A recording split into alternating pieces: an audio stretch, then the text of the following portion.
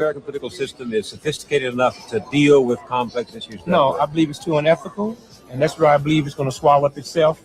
And I believe we're going to look around and have mass chaos in this country. Chaos? You're talking about violence? I'm talking about violence, yes. Because white folks are not going to tolerate being out of work. White folks are not going to tolerate being told they cannot own a house. White folks are not going to tolerate being told they can't go to Florida and get them some sun. And that's just what's fixing to happen. They ain't never had to worry about me. Because when I tore up something, I tore up my neighborhood. White folks will blow up the bridge. They will blow up the bank.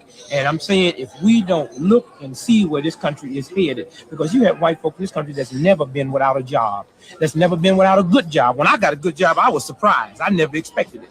When I found out I was going to college, I was surprised. I was the hero in my neighborhood. It's expected for white folks to go to college. And all it wants, this lifestyle. There's only two people that can survive this country. The Indians will be able to survive it because they ain't never had gas up on them. They ain't never had a thermostat to turn down. And black folks might be able to survive it, provided we can get out of all that silliness and stop trying to emulate something that we're not. You keep talking as if something dire is going to happen. Chaos if the economy falls, a revolution if the political apparatus collapses.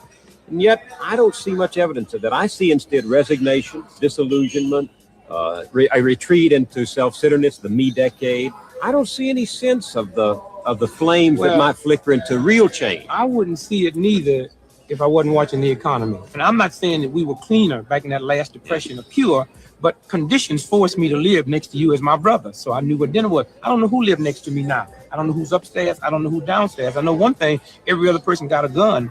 And when you live in a nation that would squawk more about registering their rifle than registering their children, then we're in trouble. We are completely in trouble. And I think a 91-year-old white woman said it better than anyone's ever said it. And that was this past summer. This white woman in Houston, Texas got arrested for shoplifting. Her picture went around the world.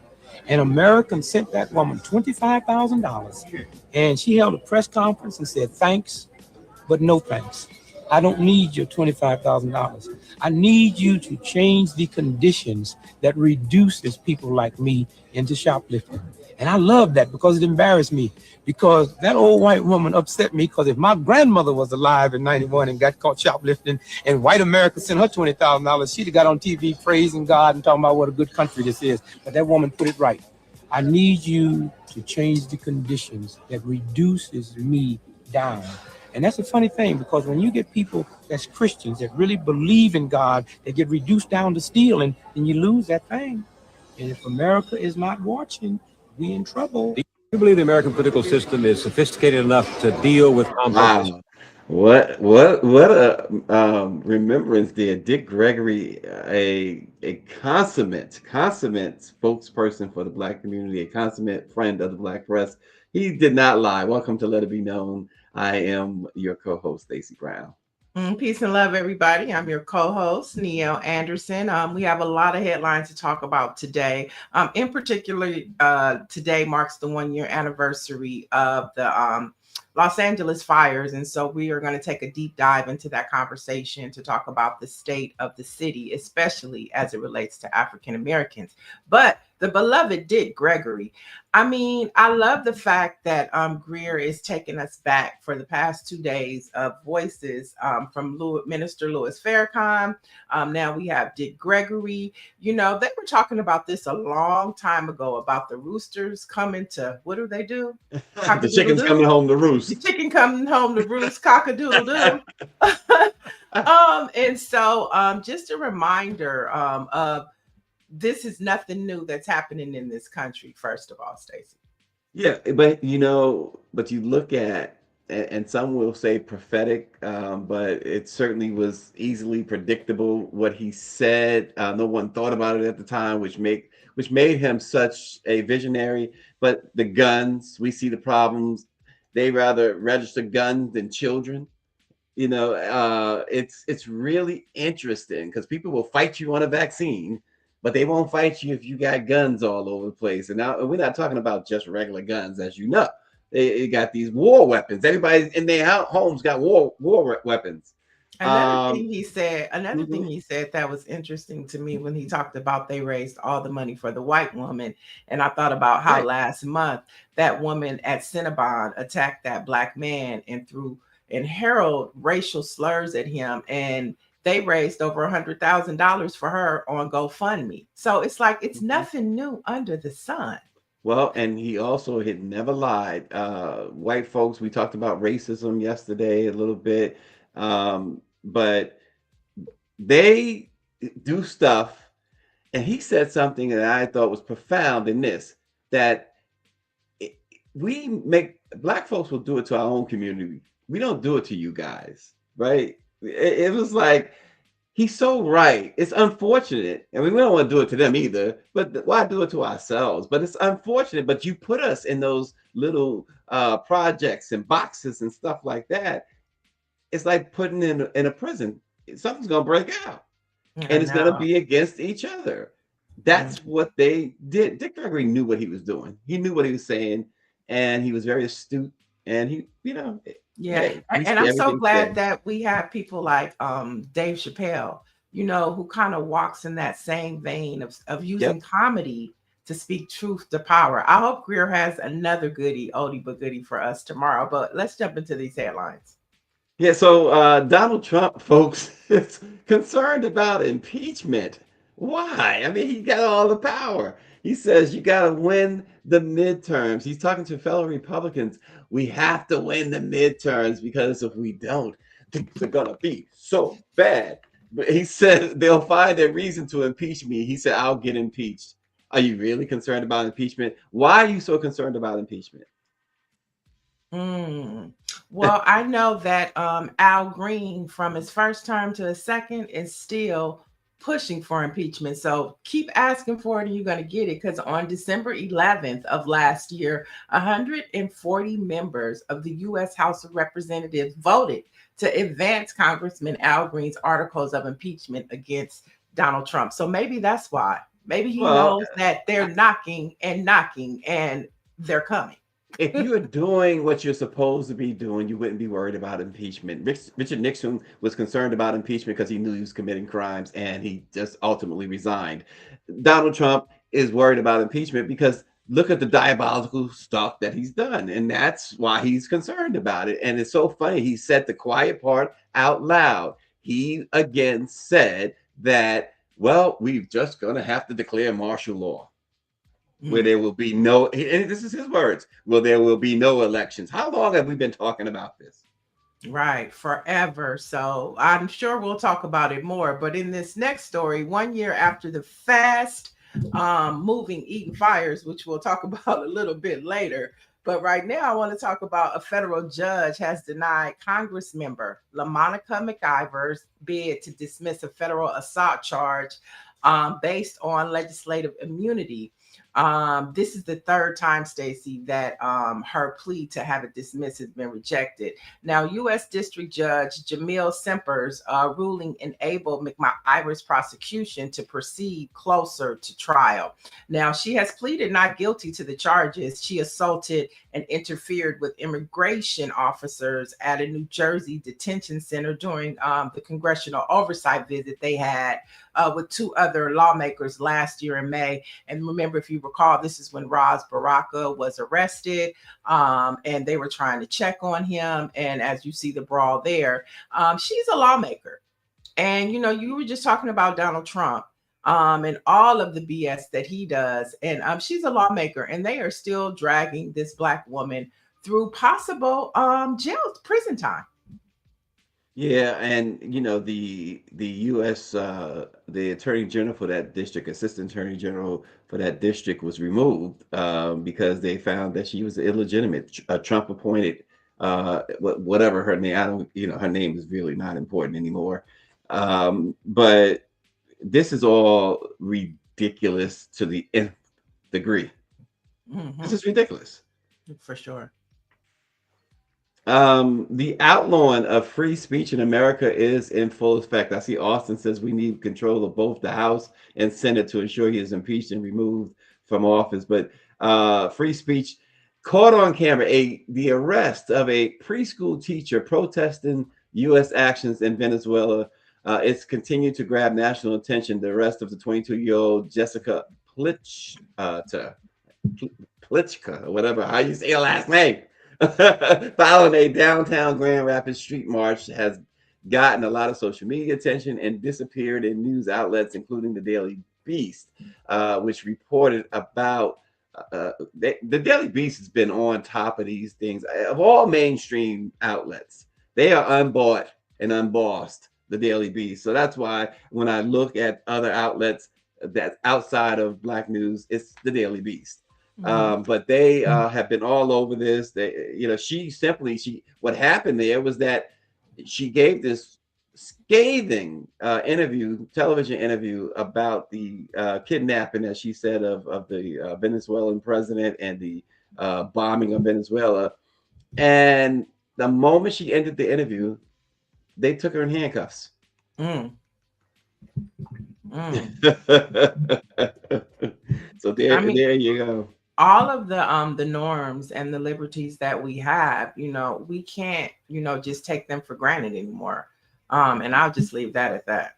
You can't take any of our liberties, the Constitution, our rights. The only thing that you can guarantee is the Second Amendment under this administration. And you are not lying. Oh gosh.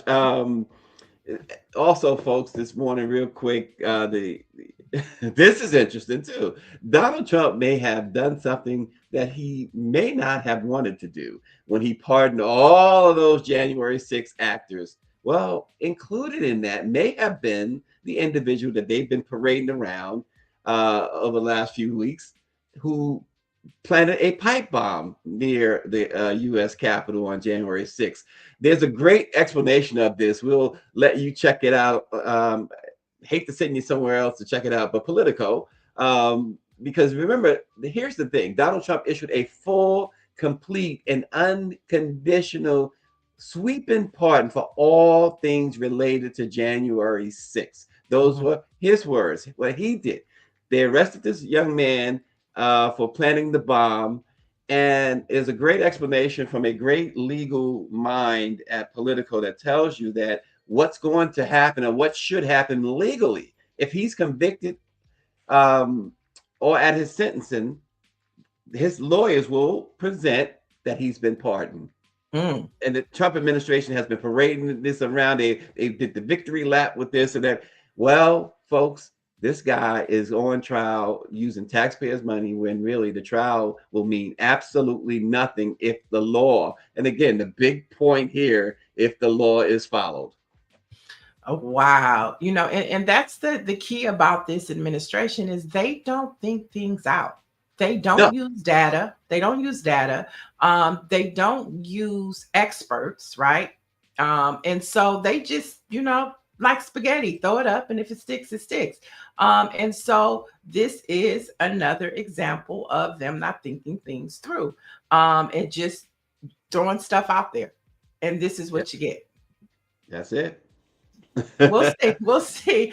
But as we said, 1 year after the fast-moving Eaton and Palisades fires were over 16,000 structures in Los Angeles were destroyed. Los Angeles is still trying to rebuild and figure it out 1 year later. A couple of highlights, though, that I think are important. California's incarcerated firefighters. This was a big story that happened last year, how you had juveniles that were incarcerated fighting the fires, and they were only being paid $5.80. $5.80 protecting, structures and billionaires' buildings and homes in the city of LA, and they were getting paid $5.80. Well, state legislator Isaac Bryan said that was a no-go. And so he was able to push legislation through to raise the wages for incarcerated.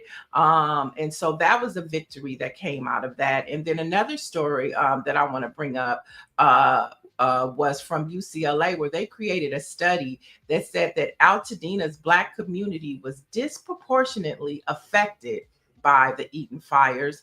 And the study showed that systemic inequalities and redlining practices contributed to fire vulnerability and its impacts. And so today, on the Eaton fires, which affected Altadena, which is a huge African American community here. And so we're going to have some important voices here from LA joining us. And the first one is Dr. Melina Abdullah, who is the co-founder of Black Lives Matter Los Angeles, Black Lives Matter Grassroots. Good morning, Doc. You're muted. Good morning. Good morning. Thanks for having me. For sure. Now, we have one of your colleagues from KBLA, James Farr, joining us to talk about the fires as well. So before we get deep into the conversation of where Black LA stands with these fires, I want to jump into another story that is trending here in LA. You have the social media popping, Doc, about this article you wrote entitled "I Used to Love Her," which is about Black leadership and Karen Bass. And so we're going to have that article up on Black Press USA. So everybody that is watching, you can, after this conversation, you can head over to Black Press USA to take a deeper dive into the article. But Dr. Abdullah, I want to talk to you about why you decided to write this article that pretty much criticized Mayor Karen Bass. Well, I think I framed the article, and thank you for that. I framed the article by saying that my love for Karen Bass is not theoretical, that I met Karen Bass 30 years ago when I first moved to Los Angeles, straight out of undergrad. I worked in youth services, and her organization, Community Coalition, was really, really important. She was somebody that I considered a role model. I learned from her that the safest communities are the communities with the most resources, not the most police. Community Coalition is the largest local nonprofit in the country. And it was really an incredible learning experience, kind of dealing with her and being a friend to her. Mm-hmm. Our relationship continued to grow. We had dinners and she's helped my children. I've talked with her about personal issues, and I won't get into too much of it, but she's been through some things in life that I was there for her around as well. And I was on her congressional council, her legislative council. So I want to be very clear that this is not personal. In fact, it hurts me to personally, it hurts me to have to criticize her. But as someone who organizes on behalf of Black people in Los Angeles, I felt compelled. So what we've experienced here under Karen Bass's mayoralty is the reduction in services to neighborhoods like mine. And we don't live too far apart. I live off of Crenshaw Boulevard. And we have less services, fewer services. They're cutting back on departments that offer services. They're furloughing city employees. We're in one of the worst budget crises in the city's history. And at the same time, the mayor is increasing funding for LAPD. At the same time, she's given raises to police. And as she's doing that, what we realized last week or a couple weeks ago is that we've had a 70% increase in police shootings here in Los Angeles. We have had one of the worst years on record since 1992 in terms of police violence. And so for Karen Bass to abandon and really betray those progressive values, we just I couldn't sit and be silent about it. So it's not personal, but it is a calling in around the betrayal of not only progressive values, but Black community by trying to really appease the Los Angeles Police Protective League at a cost of Black life. Dr. Molina, you have taken great pains to say it's not personal, but I mean, as the co-founder of Black Lives Matter Grassroots, and how you've explained this, it has to be personal, right? In some ways, and with that, have you guys? The last time we spoke to you, I did ask you about reaching out to her, or have you spoken to her? I think I asked you the last time, but has there been any attempts lately to try and have some sort of conference with her to sit down and understand? I mean, it may not be understandable why she's adding more police, why she's giving police raises, and why she's not following what, as somebody put here, when she was in Congress, she did good work. Why isn't that translating to her beloved Los Angeles? I think there really is an effort to, and she did get the endorsement of the Los Angeles Police Protective League. Yes, there have been numerous attempts since the moment and even prior to her coming into office.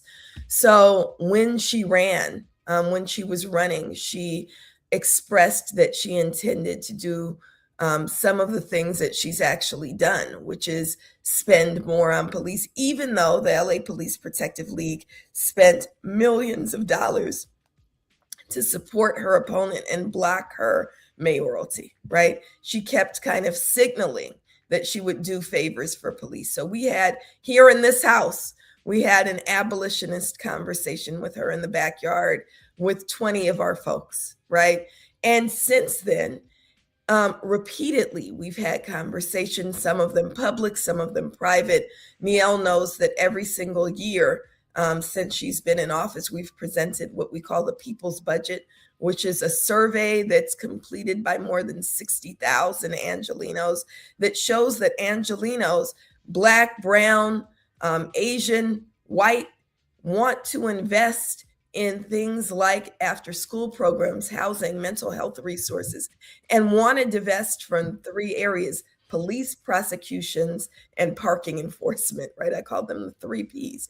And every year, Angelenos say this by the thousands. We present this data. Our scholars present this data. Scholars from UCLA, Azusa Pacific, Stanford present this data to her. So yes, we reach out and reach out and reach out. And one thing I'll say that we have is we have access, but that access is not translating into her policies.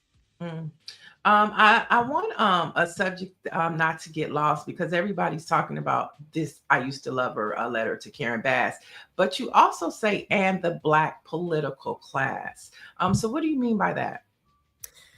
So this latest round, when Karen Bass went to city council, because the process is Karen Bass, the mayor presents a budget proposal, and then that proposal has to be approved by city council.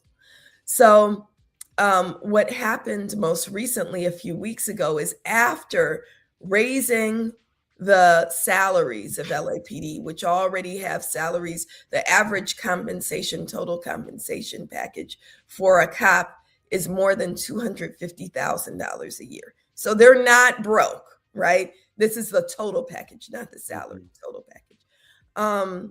After raising their salaries, after refusing to cut the budget, after increasing the numbers of police, she went back to city council and asked for an additional $4.5 million to supplement. And we know one of the reasons that they need more money is because they overspend. There's been internal audits of the LAPD budget, and they're spending more on copies, on paper and copy machines, than we invest in our youth services here in the city. Right. And so she went and asked for $4.5 million more.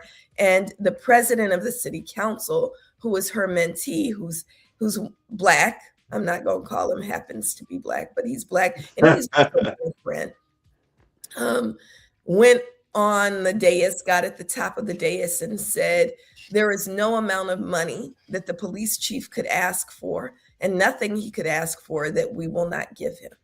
And although we had 4 courageous city council members who voted no, Every Black member of city council voted yes. And we see this happening over and over. A political class, a Black political class, especially in Los Angeles, but throughout the country, that is in lockstep with the mainstream Democratic Party.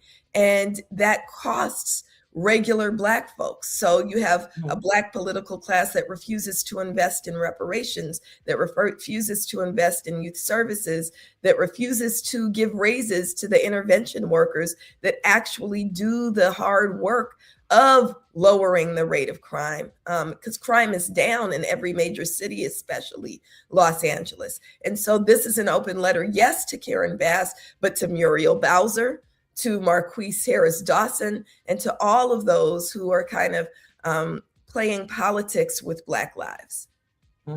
It seems from the outside, I mean, I lived in Los Angeles 7 years, well, the San Fernando Valley anyway. But it seems to me, from my observance, that Los Angeles police, there's too much time spent in and around celebrities.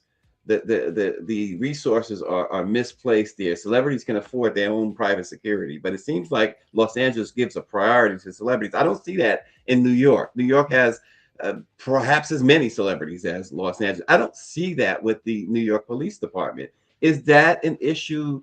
Again, from someone from the outside, someone who observed it for 7 years, is that something that is a problem from your standpoint as well? Well, Los Angeles and the political class especially is enamored with celebrity, right? They like to be around celebrity.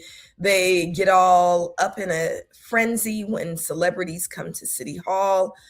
So yes, there's that, but the primary issue is not that. The primary issue is that when we look at what's bankrupting the city, it's actually, there's a cycle where there's an overinvestment and overspending on police who then abuse community. And then there's these lawsuits. So the city spends hundreds of millions of dollars a year on lawsuits, on settling lawsuits, primarily around police abuse. But also, remember, when you spend in one area, you're not spending in another. Lawsuits around that the streets are terrible. And so when you mess up your car, that's a lawsuit. When people trip on the sidewalk, that's a lawsuit. We now have street lighting where one side of the street has lights and the other side doesn't. And, that causes dangerous situations. That's a lawsuit. So our city controller, who is pretty courageous and has been pretty upfront about what's happening with the city finances, demonstrates over and over again that overspending on police and underspending on city services is really what's bankrupting the city. I do want to offer, though, that there are some, when I say the Black political class, I'm not talking about every Black elected official. We have examples like in Chicago, where you have a mayor who's willing to be courageous. In New York, right, you have a new mayor who is willing to say, I ran as a democratic socialist and I'm going to govern as a democratic socialist. That means free buses. That means free childcare. That means affordability. That means rent freezes, right?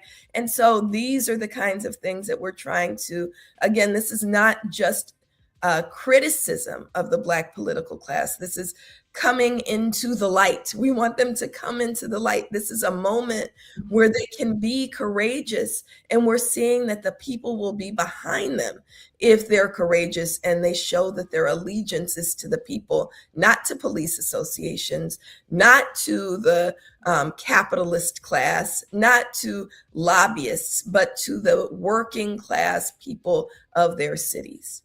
You can check out this article, I Used to Love Her, an open letter to Karen Bass and the Black political class, Black Press USA this afternoon. Doc, before we let you go, we definitely have to talk about the California fires. 1 year today it happened. From my understanding, though, it actually hit Eaton and Altadena sometime midnight, which would be tomorrow. But Black Lives Matter grassroots played a significant role as well as other organizations in helping with the rebuild. So somebody that's been boots on the ground and has a somewhat of an assessment of what has been happening over the past year. Give us your thoughts of how, just for example, how individuals in Eden have had support and resources versus what's happened in the Palisades. Right. So, and these two issues are connected, right? So you see the Palisades, which is largely a white upper class community, as opposed to Altadena, which is the largest Black enclave of home ownership, or was the largest Black enclave of home ownership in the country, right? So this was a solidly Black working and middle class community. It was beautiful. I remember when I moved here, I contemplated moving there, but there's places that don't have sidewalks and too many roosters crowing. So as a city girl, it was not the choice that we made. We wound up moving in the Crenshaw area, but it's a beautiful, beautiful space where the community is closely knit, where there are Black businesses. It's a beautiful space. And what we've seen is the pouring in of resources into the Palisades. And that's happened because the white, more wealthy communities have been critical and demanding, right? So they don't get what they want because they're playing nice. They actually are getting what they want because they've been really outspoken. And when you talk about, I've gotten a lot of pushback around the article that you mentioned for daring to criticize the mayor. I'm not criticizing her in any way close to what the white upper class was criticizing her about the response to the Palisades fire. But if you contrast that to what's happened in Altadena, which is an unincorporated area of Los Angeles County, you see Black community being supported beautifully by Black community, but not by elected officials in the way that they need to be, not by these kind of fast-tracked permitting processes. And so the demand is also to look at what caused the Eden fires.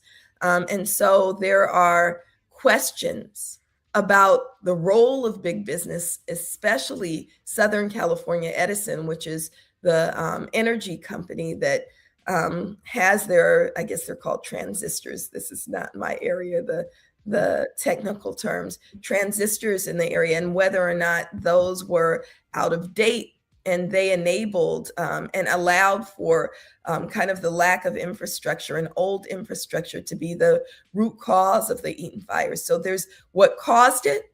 There's the lack of every Black resident that I've spoken with, and we were there for months after the fires, bringing in items like clothing, bringing in items like Black hair care products. One of the things that we heard immediately is they're bringing us all this stuff. They're not bringing lotion. They're not bringing hair care products. They're not bringing, culturally sensitive food items. And so we saw ourselves as Black Lives Matter being able to fill that gap. So for months we were there and we were talking with people about what was happening.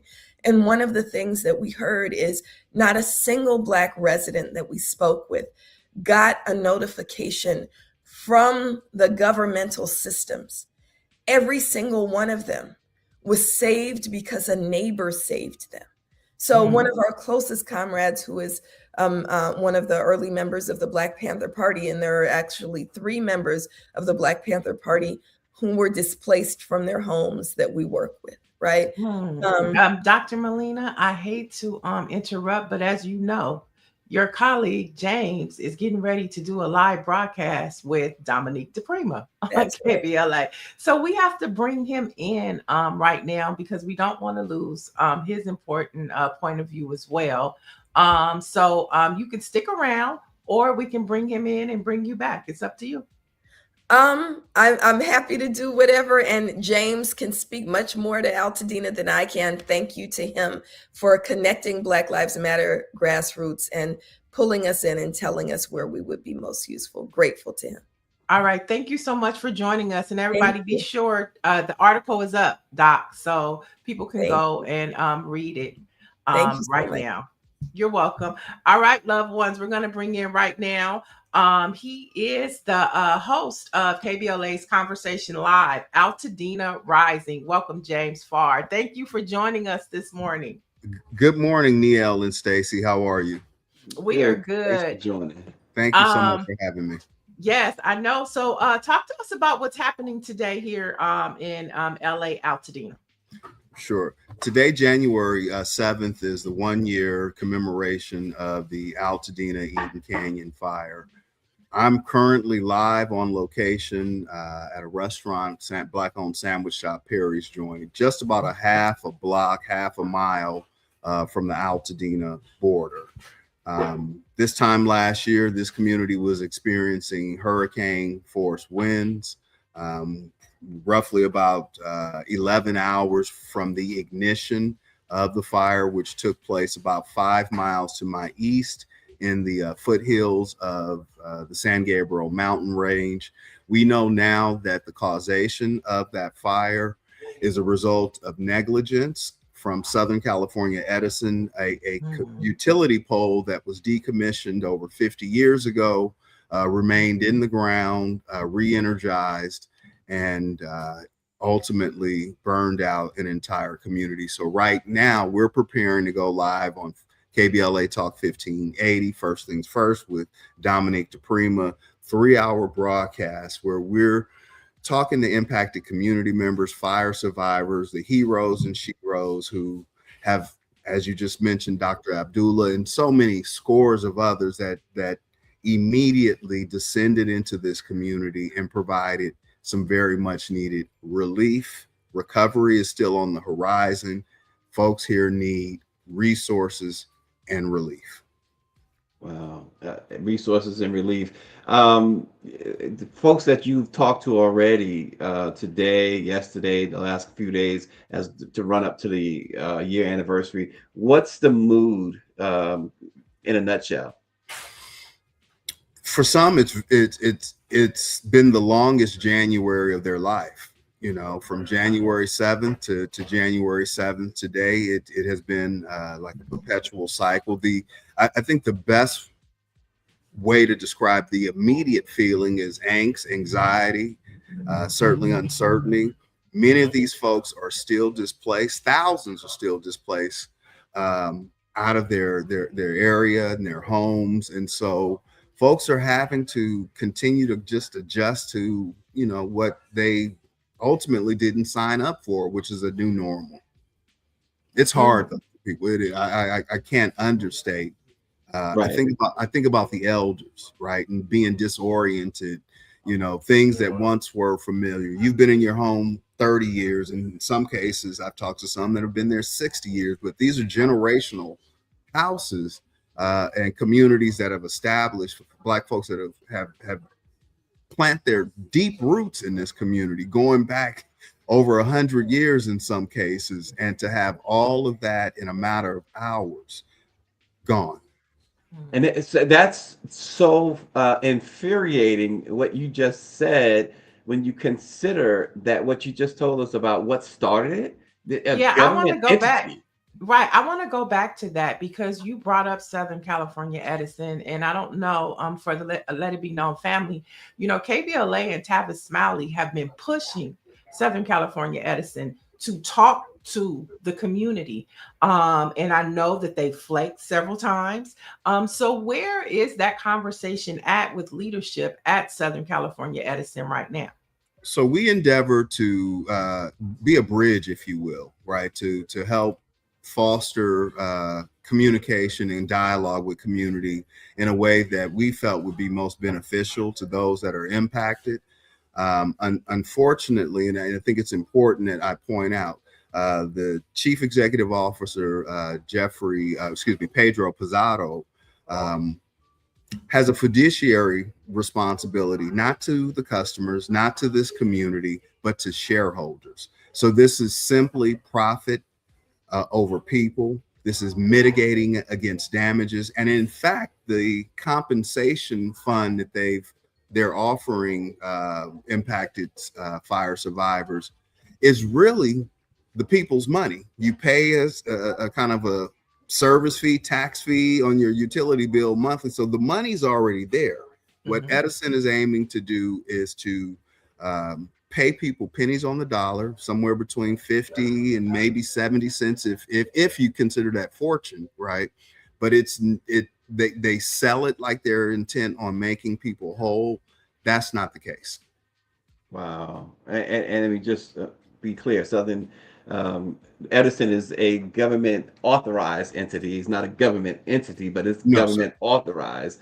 I said government entity, not you. I'm just clarifying this. Yeah, exactly. They're a private company. They're a private company, but government authorized. Yes. They handle your lights and your power and stuff like that. But let me ask you this. The insurance, we heard a lot about insurance. We heard a lot about insurance is not paying claims or cancellations of insurances. What is the latest with that? So many companies have began to pull out of Southern California in general. That was prior to the fire. In fact, there were some very notable cases in the days and weeks before the fire happened. Let me just pivot here. The National Weather Service issued a high wind warning 7 days before this event happened.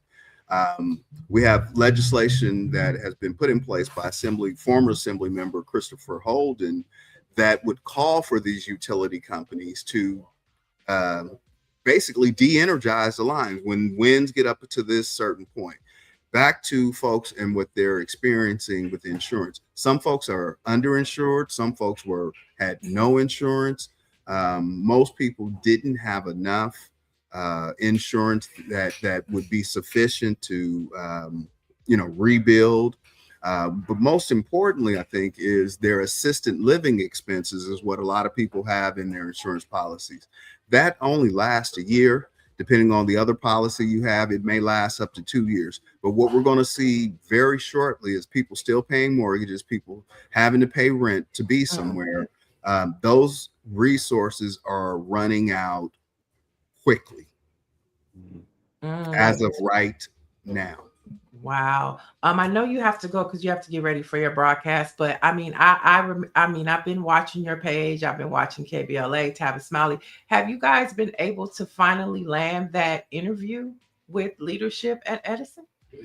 No. They completely, after making a remark that the first event we were hosting 72 hours prior to that, they pulled out, making comments like they thought it would devolve into a Jerry Springer show. No, we have not found a meeting ground or a happy medium. They, on the other hand, found I think I can say this, brother Stacy and Sister Nielle, they found replacement Negroes who happily provided a soft landing for them. So they did have a meeting in the community, but it certainly wasn't with the interrogation and intent. Wait, who? Tell us more. Tell us more. James said he's told us enough. They had it at First AME Church in Pasadena. There you have it. Okay. That's not an indictment on that pastor or that church writ large. But what it is they did find some replacement Negroes who were comfortable with the proximity and the photos. All right, so we're going to let you go, but we definitely want to have you back. But most importantly, let it be known, family, James hosts KBLA's Conversations Live, Altadena Rising. So he talks about this every week. So tell us about your show, how people can tap in. Show airs on KBLA Talk 1580 Saturdays at 10 a.m. Pacific time, and on Sundays at 11 a.m. We are the show of record, and we are chronicling this devastating and deadly fire for the nation. And so we've done weekly episodes for the last maybe 50 weeks. We've been on top of this story. So it's a single subject assignment for me. I think I have a pretty good sense of where. I'd say so. Right. Well, we'll definitely be checking in with you more often about this important conversation. And of course, you guys have a YouTube channel as well, right? Yes, they can find it KBLA YouTube /KBLA 1580. Thank you so much for checking in. Have a great show. And of course, let it be known after we finish, you can head over to KBLA's YouTube channel and they'll be live for 3 hours talking about the impact and the devastation of the Eaton fires. Absolutely. Thank you. God bless you guys. Thank you for having me. Thank you so much. And before you get to your topic, there is a little bit of a breaking news I want to share, Niele. They are poking the bear. The United States has launched an operation, and they have just seized a Russian flagged oil tanker in the Atlantic, and Russia is extremely unhappy. We'll have more on that later tomorrow on Let It Be Known. But just so you guys know, the news is coming in that the U.S. has launched an operation just within the hour to seize a Russian flagged oil tank in the Atlantic, and Russia has immediately hit back saying that they are not happy. So Donald Trump continues to put us in danger on the international scene, and the Venezuela 7 attacks within the last year that the U.S. has done, and now they are poking the big bear, Russia. So we'll see what happens next. Yeah, I mean, like it or not, who say what they say. I think we have entered World War. You said that, you said that really right away. Mm-hmm. Yeah, I really do believe that. But let's head down to Georgia because we got a whole lot more shit going on in the United States. He talked about America. What? America first. We have a lot of other things going on, like a midterm election that we all should be paying attention to. You talked about it a little bit earlier in the show. Yesterday, January 6th, while we had former state Capitol police officer done on, you saw Democrats singing God Bless America on the steps of the Capitol. Donald Trump was over at his Kennedy Center with Republicans telling them, we got to win the midterms. And the only way to stop him is to change the trajectory of this country, and that's at the midterm. So Georgia state legislators are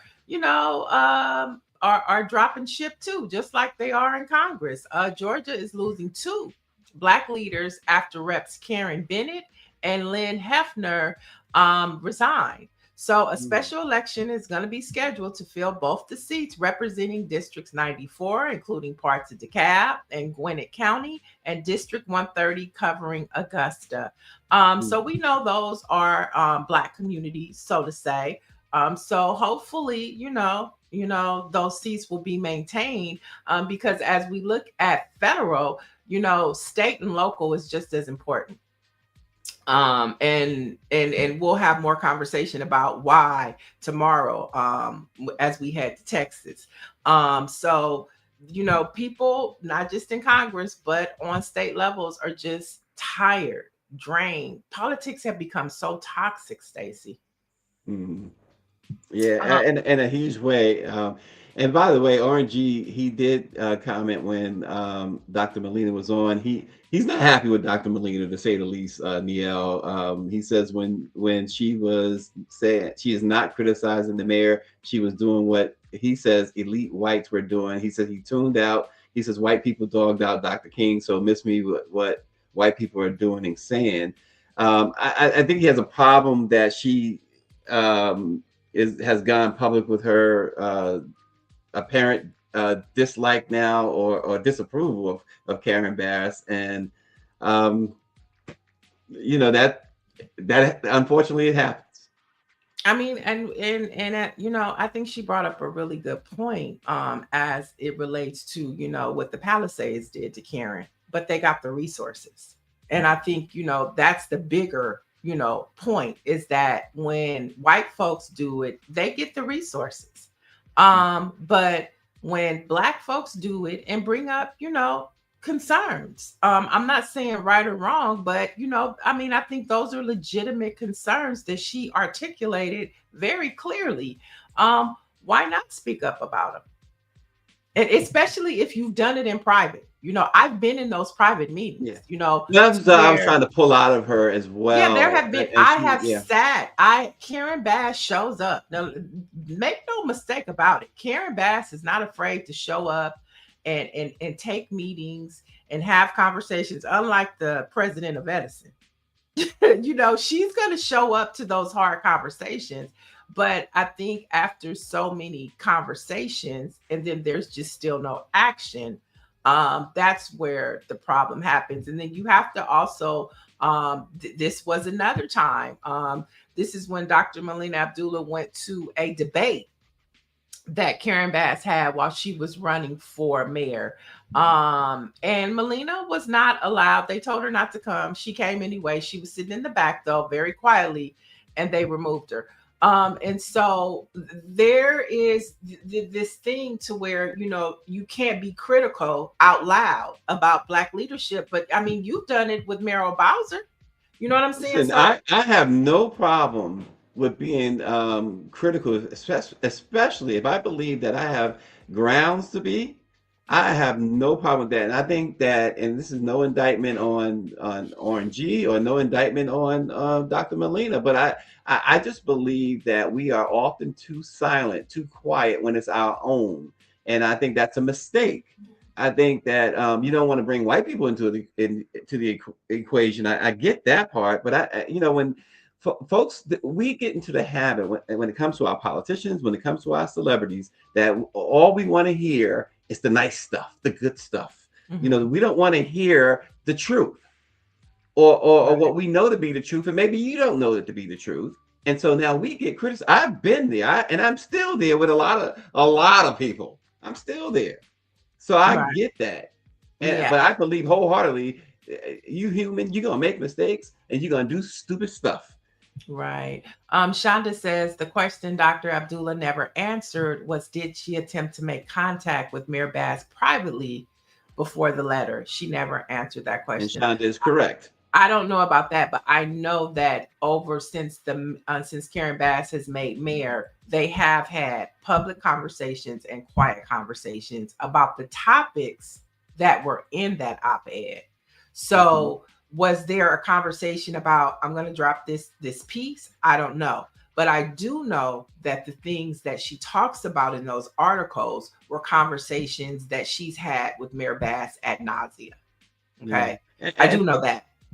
People should stop calling your criticism of someone lies. You know, it doesn't make it a lie because you don't agree with it. Dr. Melina may have her valid reasons for criticism. And I'm not saying Shonda H is calling her a lie or RNG, but I've seen that in the chat. You know, I would not say anything that Dr. Melina said was a lie. I say that because I've been there. I've criticized people, and instead of taking a different position, saying, okay, that's your position, I've been said, you're lying. And it just, you know, it's just not fair. It's not accurate. And it leads into my next story that I mean to be a very light thing. I wanted our viewers to weigh in on. Well, We're not there yet. We're not there yet, Stacey. Oh, okay. But I also want to say this, that I think that when we're talking about local politics, like Dr. Melina is there. She's on the ground. She's interacting, right? So it's like me coming in. I might, I might like the way that your mama cooks gumbo. You know what I'm saying? But if nobody, you understand? I'm not coming. That's my point, Greer. I have a different opinion about it, right? But I'm not going to tell if somebody throws something on the ground, the floor in the house, and say she always do such and such and such. What am I going to argue what's happening, in that household? I think it's, I get we're fans, right? And we want to lift up, some of our colored folks in captivity. But hey, you know what I mean? If something has happened that they deserve to be called out on, we have to be willing to hold our own accountable and not be afraid. Even sometimes, even those people who we see as, as someone, a champion, Right. Reflect as a champion, right? Right. Yeah, I mean, and people are critical of Dr. Melina Abdullah all the time, and I think Greer brings up a great point, and that I was thinking that the weight, like sometimes to be around Dr. Melina Abdul, the weight falls on you. She carries that grief of individuals who lose loved ones to police brutality. She's there at the front line all the time. Every week, she's at the police commissioner's meeting trying to hold police accountable for Black folks, for us. It's just like those people and those elected officials, how we used to elect them and then we would go about our business because we knew that they was taking care of the business and we didn't have to worry about it. We didn't have to get involved. We didn't have to be so concerned. That's what she does for Black folks when it comes to policing in America. Opening chapters, supporting organizations that are on the front line, making sure that police treat Black people properly. And so for her to do that every day, and for her to be in, the police commissioner, in City Hall, doing the work, she has a right to be critical because she's on the front line. We're not. And so I'm not critical either way. I think that Mayor Bass, I'm glad that she's our mayor. I hope that she's able to stay, and make sure that there's equity. We have the Olympics coming. So on the flip side, to play devil's advocate, she has people and businesses in her ear talking about we need more policing because the Olympics are coming. The World Cup is coming. We have to make sure our city is safe. So there's a lot of yin and yang going on, but I think that it's okay for Dr. Melina to write an op-ed, and I think it's okay for Mayor Bass to respond. And you know what I'm saying? So I just think that, like, to your point, Stacey, we have to be critical of Black folks. We're the ones that should be more critical than anybody else, right? 100%. And one last thing I'll say about that, to Nielle's point, one of the things I want to say, especially about Black women who are on the front lines doing this work, this is a part of our self-care as well, right? This is a part of our self-care. We have to have some place to be able to put this stuff. There are some people who are going to agree and some people are going to disagree, and that's okay too. But we have to have some place to put this stuff. And so, kudos to anyone who has the wherewithal to put pen to paper or, finger to the screen, however. Yeah, and speak truth to power. And that's all it is speaking truth to power. And since we're on the topic of Black Lives Matter, a lot of things positively came out of that movement, especially in 2020.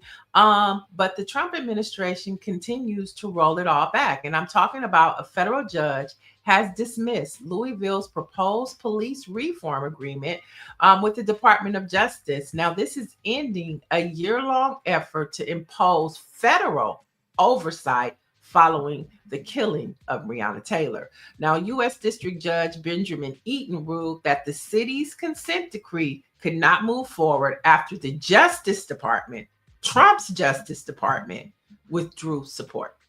So all of the work that Black Lives Matter has done, not just in local communities, but on a federal level, Donald Trump's Justice Department is just tearing it up, ripping it up, and having to start from scratch. Wow.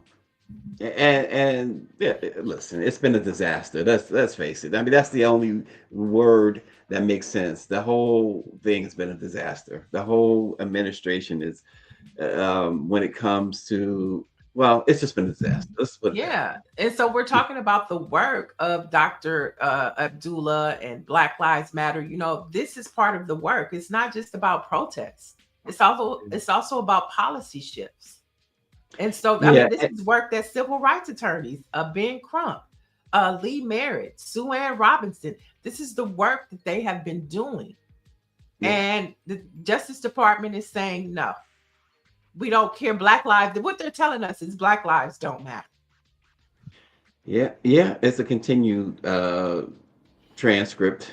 But his just to be clear, folks, of course, we don't necessarily want to go into what the trolls say, but Black Lives Matter is under investigation, not Black Lives Matter grassroots. So Black Lives Matter Global Network Foundation. Global Network Foundation. There you go. Yeah. Yeah. So just wanted to clear that up because you people in the chat who think they know what they're talking about have no clue. Yeah, and I mean that has to be something internally worked out with under the banner of Black Lives Matter, because nobody knows which entity is good, bad, thieves, nobody knows what's what. And so talking about, Dr. Abdullah, think about that. Like that, she's not the Global Network Foundation, but not only does she get the flack from us, get the flack from the police, she get the flack. She's not even Global Network Foundation.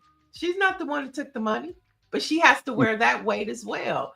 And so, but she has tough skin.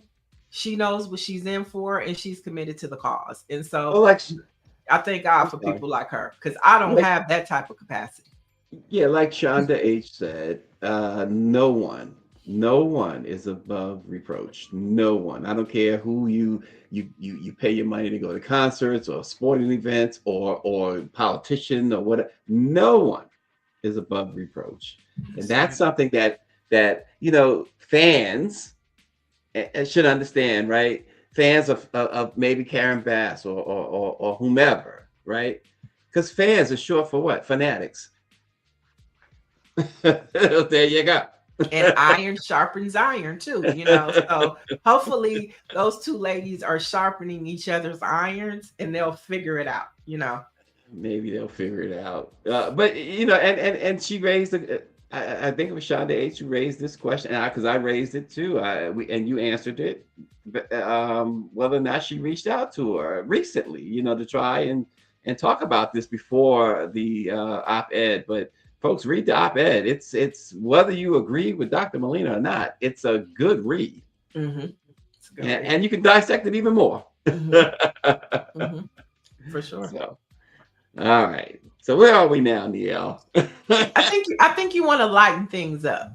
Lighten it up. Okay. I want you guys to tell me what you think of this, because I've seen several videos now of this, and each of those videos have pretty much gone viral, at least from my view. They have several 100,000 views, and a lot of people commented on this.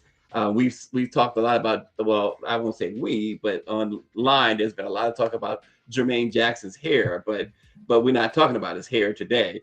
We're talking about the fact that one popular Instagram user was really arguing that Jermaine had the better singing voice and was better than Michael.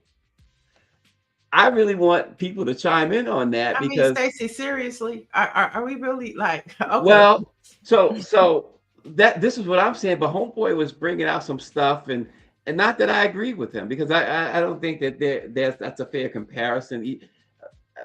But I don't want people to also dismiss that back in his time, and you can see that's the difference right now. I can tell you right now, that back in his time, Jermaine had a phenomenal voice, right? However, I just used the term back in his time. There wasn't a time when Michael didn't have a phenomenal voice. I can't say back in his time. It was always phenomenal. What Jermaine had, so I'm getting answers. Jim Britt said Michael was better. But I just found it to be, Greer says, I don't think most people remember anything about Jermaine's voice. Don't take it personal. Let's get serious, that, well, see, there you go. What do you say, Niele? I mean, like I said, I don't think it's a debate. Everybody's gonna say Michael Jackson, Stacey. Listen, I wanted to see somebody say Jermaine, because in that, if you watch, I'm waiting.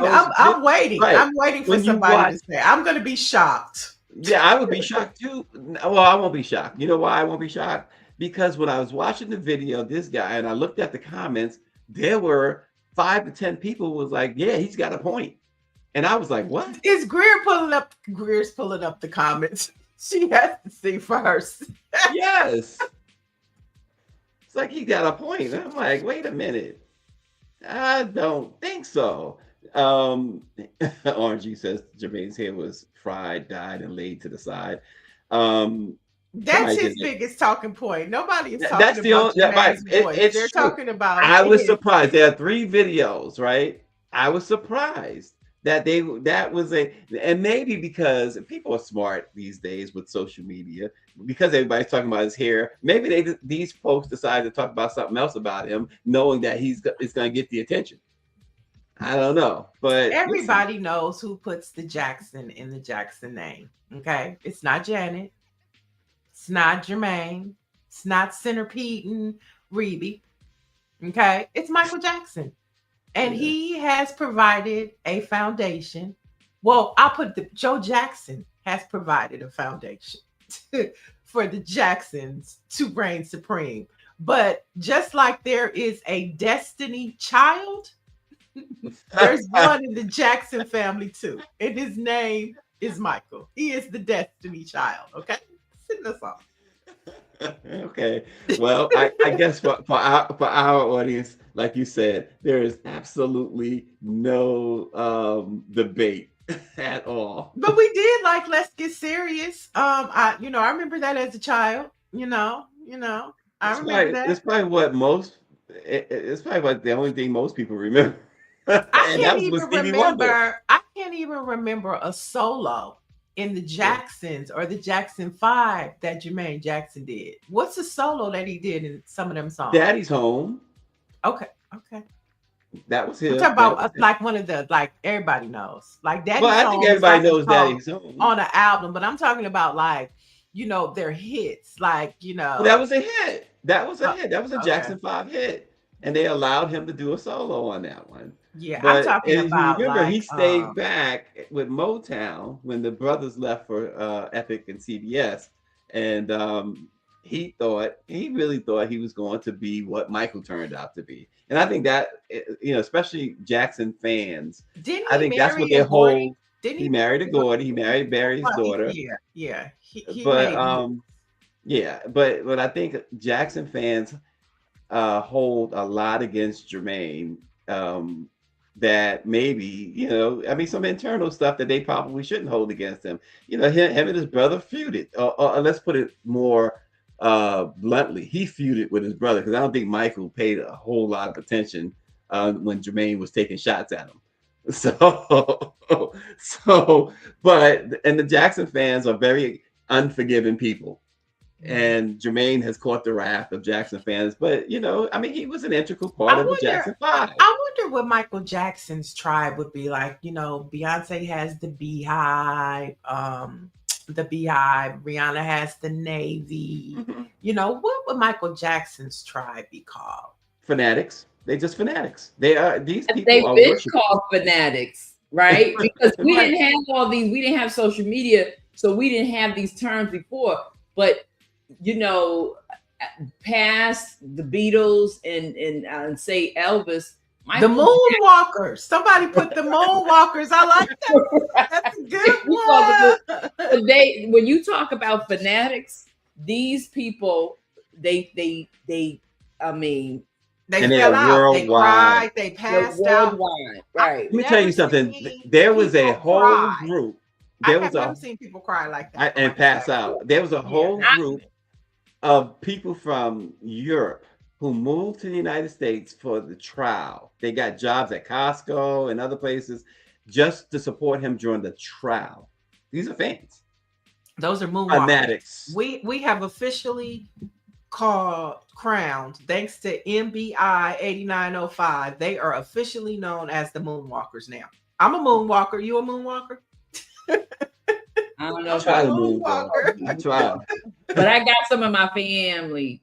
Some Moonwalkers in my family. You got some Yeah. Wait, Grid, did you? Right, as Greg said, Grid, did you have a poster or button? I had the buttons. Yeah, I had the posters. The button. Who did it?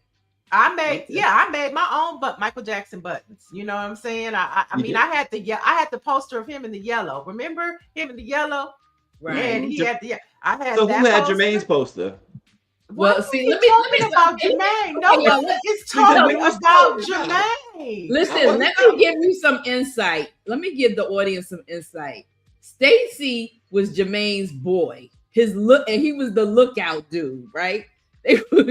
So he gonna always cap for Jermaine. That's what it's about. That was his boy, his man's, and 100 grand. I'm telling you, like that was his man's. They was in the street with Eddie Murphy in the middle of the night, you know, looking for transvestite, you know, moonwalk. Girl, okay, that's enough. Listen, Eddie could drive. The moment we have officially, like, nobody wants to talk about Jermaine. You know, the biggest headline he gonna get is that hairstyle. Okay, he was on TMZ last week, and he was telling them how he did it. He put the gel on the side. He told us how he got that look. You see that he was on TMZ telling them how to do that. On TMZ, he was on TMZ telling them how to Lord. do it. That's why he's populating, because of that. So yeah, but we talk about that. Because the guy, no, he was asked a question. It wasn't like it wasn't about. They didn't interview him about the hair. They said, "How do you get your hair like that?" And he went into telling them about his iconic look. You know, but it's not iconic. Well, it is iconic for him. He is going to be forever known as Helmet Head. It's iconic. But trying to bring some levity here, y'all. That's all. But okay, so one thing we have accomplished. Somebody else next time. We have accomplished that Michael Jackson's tribe are now called the Moonwalkers. Okay, you're a Moonwalker. I'm a Moonwalker. Let's moonwalk. Let's go watch Smooth Criminal. RG wants all. He wants all the trouble. He wants trouble. He just wants us to talk about some scandal. He need the tea, he says. Hilarious. But let's talk about, since we're talking about pop culture, Mary J. Blige is back and has expanded her relationship with Lifetime with a 3-picture deal to include 3 original films inspired by her music. You know, she did a great job with her first installment of Real Love. So now she's coming back, and her first project is set, and it's going to be called Be Happy after her song Be Happy. And it, of course, it's titled after the 1994, which was her second album, My Life. And Be Happy was starred Tisha Campbell, Mekhi Phifer, and Russell Hornsby from BMF. And so I like it. She's giving us Gen X. You know, that's a Gen X cast. The first cast was millennials. This is a Gen X cast, and I'm all for it because the first 3 installments were really good, and they were all connected, right? So it was like watching this, you know, young love evolve to a college love, evolve to an adult love, and so I'm really excited about this for her. Well, now maybe this is a Greer question. Now a lot of people said Mary is not so nice to people. Is that true? Is there any truth to that? I mean, she's from New York. Are you nice to people? Hey, watch your mouth now. Is Greer nice to people all the time? She's a New Yorker. Well. Y'all have this New York thing. You know, New Yorkers have this thing. You know, they're like, cut water. You know, there's no cut to it. You know, it's strong and potent. You know. Okay. You know, she's not that. Now, don't go to an in-store and thinking she's gonna be all jolly and giving you hugs and stuff. You know, you come for an autograph. That's what you're gonna get.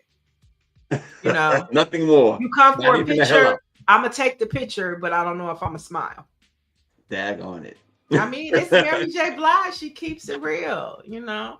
Do you see where somebody tried to not break in, but the girl? You know, Whitney wasn't always pleasant. That's what I heard. Yep, New Jersey. That's next door. You know, y'all know how y'all East Coast people be.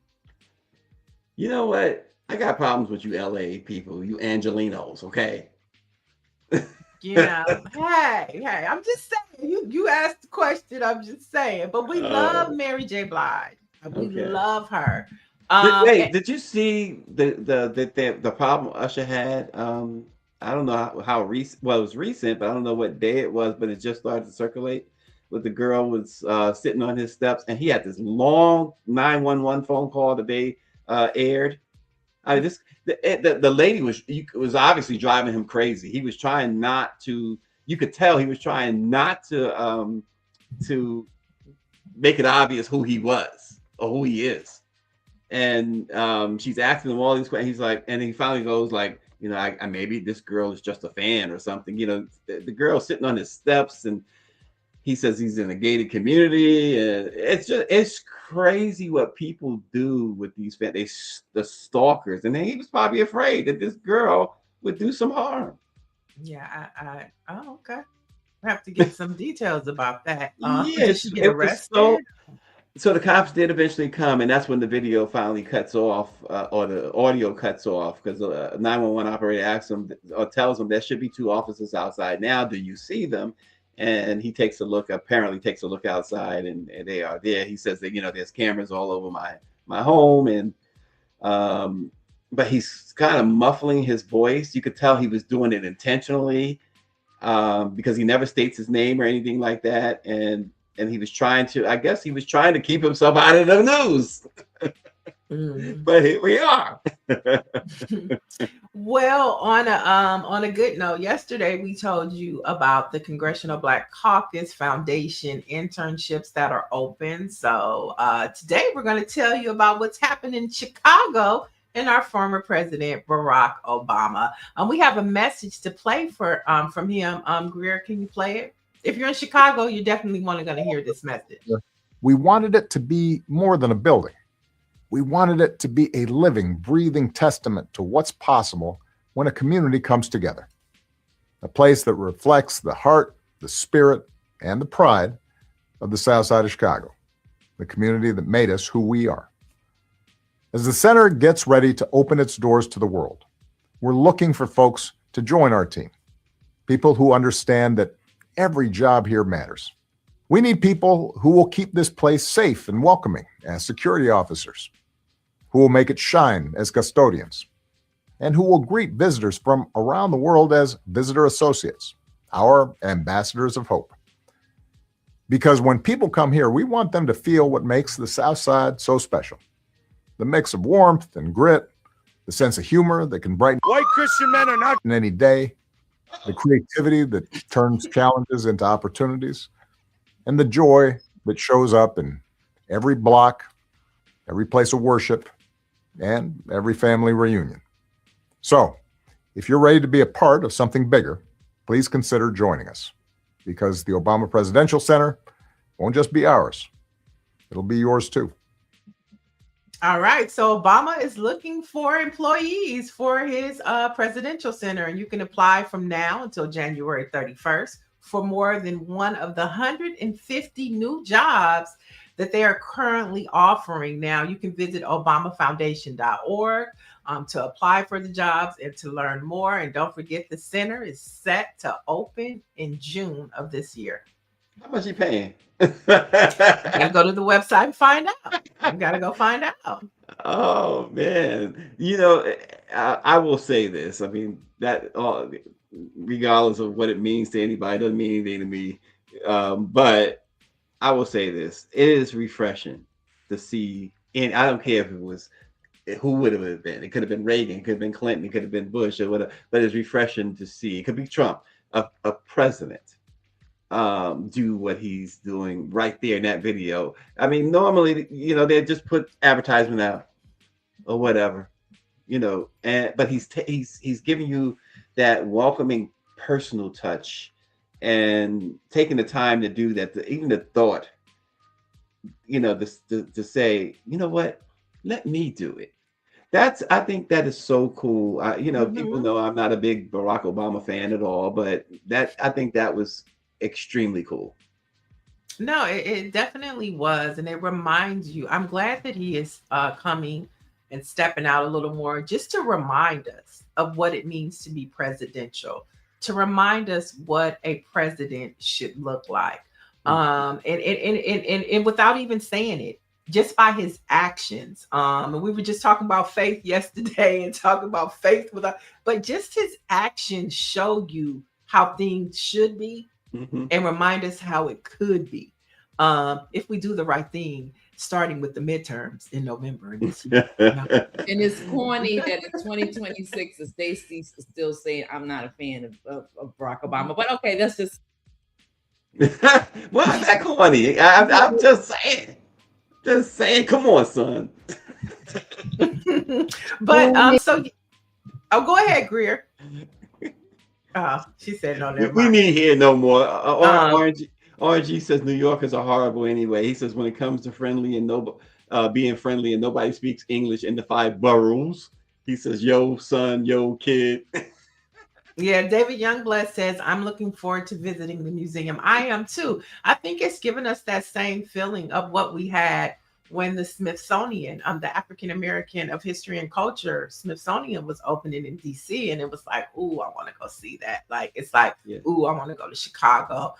Because that is American history. The first African American president of the United States. And his center is about to open. I think that we should all make that journey. You are right. It is creating the kind of buzz and feeling that we saw when the African American Museum, the Smithsonian, was opening up some years ago. 10 plus years ago. Mm-hmm.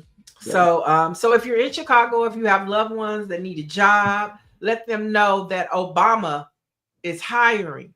And Obama is hiring, okay, at the Presidential Center that's set to open in June. And on that note, Stacey, I think we're ready for some Black facts before we head on out. We are, and MB and David Youngblood are reminding me of their fans, and David is booing me for not for saying what I said. So there you go.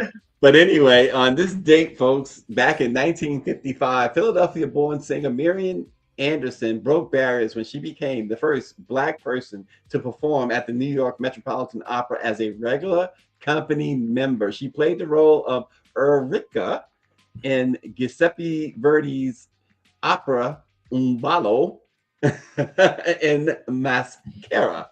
The Masked Ball is what it is in English. So she played the role of Eurica in The Masked Ball. So good for Black History 1955 on this date.